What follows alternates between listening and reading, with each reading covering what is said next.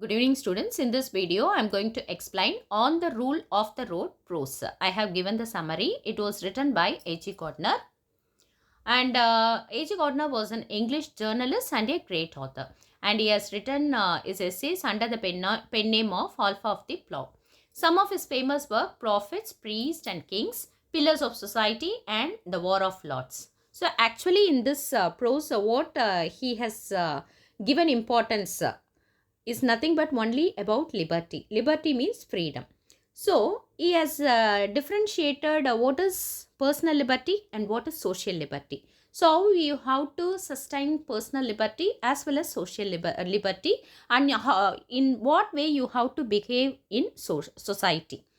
In this prose, A.G. Gardner describes liberty. He defines what is the real meaning of liberty. He tells us that personal liberty should not disturb the social liberty. He has given personal experience as well as anecdotes to brief about liberty through the essay on the rule of the road. And first, he has given one example about an old lady. Actually, and the old lady was walking with a basket in the middle of a street, and it actually happened in Petrograd. And there was a lot of confusion because of her action. And one person told her to walk on the pavement, but she replied it was her liberty to walk wherever she wished. And the author tells us that our individual liberty should not affect anybody. But the action of the old lady has made the whole place in trouble. Even the traffic police signal through his hands is not against the liberty of individual, but for welfare of the public liberty. And personal liberty, you have to know what's the meaning of personal liberty. According to the author, liberty is not a personal affair only, but a social contract. We can do whatever we like. This is individual liberty. For example, suppose we can wear our favorite dressing gown, the long hair, and walking with barefoot feet, and eat mustard with mutton, marry any women, or like particular author's book. You may like some particular author's book. So these are all your personal liberty. No one can interfere in it. Next one, trombone.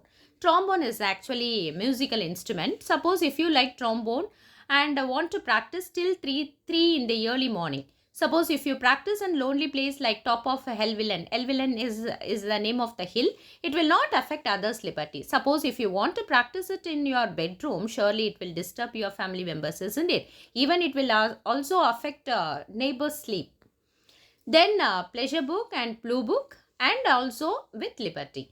Author further tells us that if he gets into a railway carriage, he should accept the situation because he cannot read blue book. The blue book means official book in a crowded and noisy places. He can read pleasure book in any situation. The passengers may talk each other loudly and happily. If he asks them to be polite, they may think him as a rude fellow, isn't it? At the same time, the author says that it is important to have social sense, not to other persons who is actually traveling in railway carriage. We should know how to behave in public place. And then gramophone and liberty. The author says a reasonable consideration for the rights or feelings of others is the foundation of social conduct.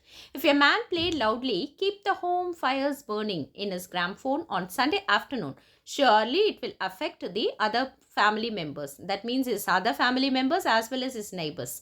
He further tells us even Hazlitt, one of the greatest writer in English literature, once told a man who wanted to practice, he must practice in the attic. He had no right to sit in his front room. That means he tells that he should not disturb anybody. And sometimes the neighbors prefer to have their Sunday peacefully without any noise or disturbance, isn't it? Sometimes they may like that music, sometimes they may not like. So we should not disturb social liberty. And finally, the author concludes, says it is impossible to be a complete, the person who rebel against or complete socialist. We are the mixture of both. It is our duty to preserve individual liberty as well as social liberty. The author further says he will not permit others to thrust their opinion in his personal life, like about his child's choice of school, career and others. At the same time, he is very much conscious that his child should not be a nuisance to his neighbors. The author finally says that it is in the hands of everyone to make our journey, that means our life journey, either sweetened or bitter. It is in the hands of us because it depends on our behavior. It depends on our little habit of commonplace intercourse. Thank you students. Thank you for listening and thank you for watching.